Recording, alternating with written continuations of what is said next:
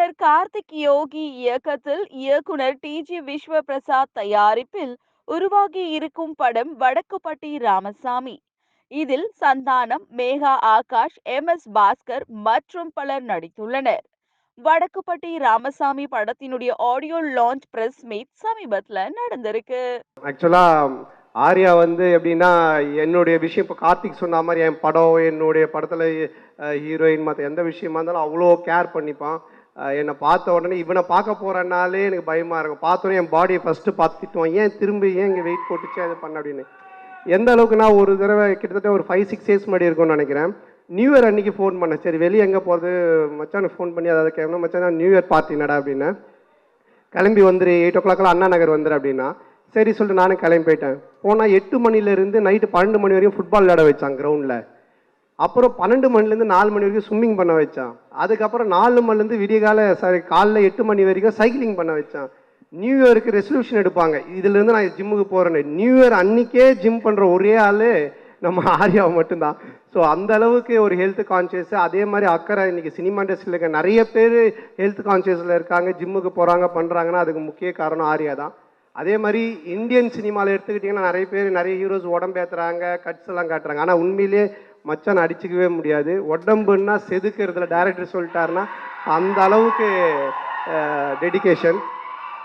ஆக்சுவலாக ஆர்யா வந்து எந்த ஃபினான்ஷியரை போய் பார்த்தாலும் ஃபஸ்ட்டு அவங்க வந்து என்ன தான் கேட்பாங்க, எப்படி இருக்காரு உங்கள் ஃப்ரெண்டு சந்தான் அப்படின்னுவாங்க. நான் போய் எந்த ஃபினான்ஷியரை பார்த்தாலும் ஃபஸ்ட்டு அவங்க என்கிட்ட கேட்கறது உங்கள் ஃப்ரெண்டு ஆர்யா எப்படி இருக்காங்கன்னு. இது நிறைய பேர் என்கிட்ட கேட்டாங்க, என்னங்க நீங்களும் ஆர்யா அவ்வளோ க்ளோஸாக, உங்களை பார்த்தா அவரை கேட்குறாங்க, அவரை பார்த்தா உங்களை கேட்குறாங்க. நான் சொன்னேன் அப்படிலாம் இல்லை, இந்த ஃபினான்ஷியர்ஸ் எல்லாருக்கிட்டையும் 2 பேரும் கடன் வாங்கியிருக்கோம். ஸோ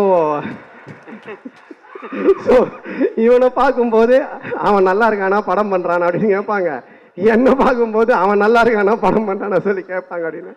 அப்போ ஆர்யா தான் சொன்னான், மச்சான் இனி வேலைக்கு ஆகாது இந்த ஃபினான்ஷியர்ஸ் இதெல்லாம், நம்ம ஒன்று பண்ணலாம் அப்படின்னு கொஞ்ச நாளைக்கு முன்னாடி சொன்னால், மச்சான் ஒரு தங்கம் முட்டைற வாத்து ஒன்று நான் பிடிச்சிருக்கேன், நம்ம வந்து அந்த வாத்தை வச்சு படம் பண்ணலாம் அப்படின்னா.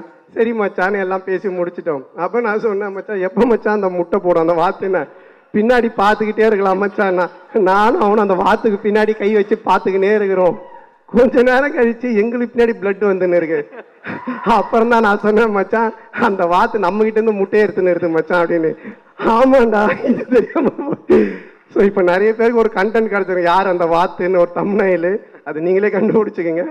ஸோ அந்த மாதிரி இது பண்ணிவிட்டு இப்போது அதான் சொன்ன மச்சான் போதும் ஃபினான்ஸ் வாங்கினது, நீ இந்த மாதிரி எடுத்ததை வட்டி கட்டுறதே கரெக்டாக இருக்குது அப்படின்னு சொல்லிட்டு இப்போது டிடி ரிட்டர்ன்ஸ் 2 பண்ணுறோம். ஆனந்த் பிரேம் ஆனந்தோட மச்சான் தான் பண்ணுறான் அந்த படத்தை. ஸோ அந்த படத்தை எவ்வளோ செலவானாலும் என்ன பட்ஜெட்னாலும் கவலைப்படாத, நான் பார்த்துக்கிறேன், நீ ஜாலியாக போய் செம்ம கலாச்சலாம் நடின்னு சொன்னான். ஸோ அது எனக்கு ஒரு பெரிய சந்தோஷத்தை கொடுத்தது. அதுக்கப்புறமா என்கிட்ட சொன்ன மச்சான் நீ இதெல்லாம் விட்டு ஒரு ஜாலியாக கலாச்சலாம் ஒன்று பண்ணுறா அப்படின்னா அது உங்க கூட காம்போவில் பண்ணாதான்டா செட் ஆகணும். அப்போ நாங்கள் டேரக்டர் தேடிட்டே இருந்தோம். அப்போ கார்த்திக் யோகிட்ட பேசிகிட்டு இருந்தேன். இந்த படம் பண்ணும்போது ஃபுல்லாக இதை பற்றி டிஸ்கஸ் பண்ணுவேன், என்ன ஆரையா வச்சு ஒன்று யோசி ஒன்று பேசலாம் ஒன்று பண்ணலாம். நாங்கள் பேசி ஒரு ஐடியா ஒன்று செம்ம ஐடியா கிடச்சிருக்கு. ஸோ கார்த்திகோட டைரக்ஷனில் 2 பேரும் சேர்ந்து ஒரு படம் பண்ணுறோம். அது உங்களுக்கு செம்ம ட்ரீட்டாக இருக்கும். பாஸ்கரன் அந்த காம்போவை அடிக்கிற மாதிரி ஒரு ஒரு செம்ம கலாச்சாரான படமாக இருக்கும். ஸோ இது எல்லாத்துக்கும் காரணம் என் நண்பன் உயிர் நண்பன் ஆர்யா தான். எப்போ எங்கள் 2 பேருக்குள்ளே இருக்கிற ஒத்துமையை விட எங்களுக்குள்ளே இருக்கிற ஒரு இது பார்த்தீங்கன்னா, எப்போ நான் ஃபோன் பண்ணி எதை சொன்னாலுமே மச்சான் இந்த படம் ஹிட் ஆகணும், இது பண்ணணும், உடனே ஹின்ஷா அல்லான்னுவான். 5 முறை தொழுதுவான், அல்லான்னு அல்லா மேலே இதுவாக இருப்பான்.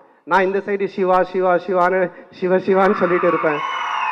ஆனால் அவனோட சேர்ந்து நான் மாஸ்க்கு போயிருக்கேன், என் கூட சேர்ந்து அவன் கோயிலுக்கு வந்திருக்கான். நாங்கள் 2 பேரும் அவ்வளோ ஒத்துமையாக இருக்கும். நாட் ஓன்லி சினிமா கிடையாது, அது மீறி தாண்டி எல்லாத்துலேயுமே. ஸோ அது எங்களுக்கு இறைவன் கொடுத்த ஒரு வாரம் தான் நினைக்கணும். ஸோ ரொம்ப தேங்க்ஸ் மச்சான், நீ இன்றைக்கி வந்து ரொம்ப நேரமாக இங்கே உட்காந்துட்டேன், நான் பக்கத்தில் கூட உட்காரல, நான் இங்கே வந்துட்டேன். ஸோ தேங்க்ஸ் மச்சான், தேங்க்யூ லவ் யூ மச்.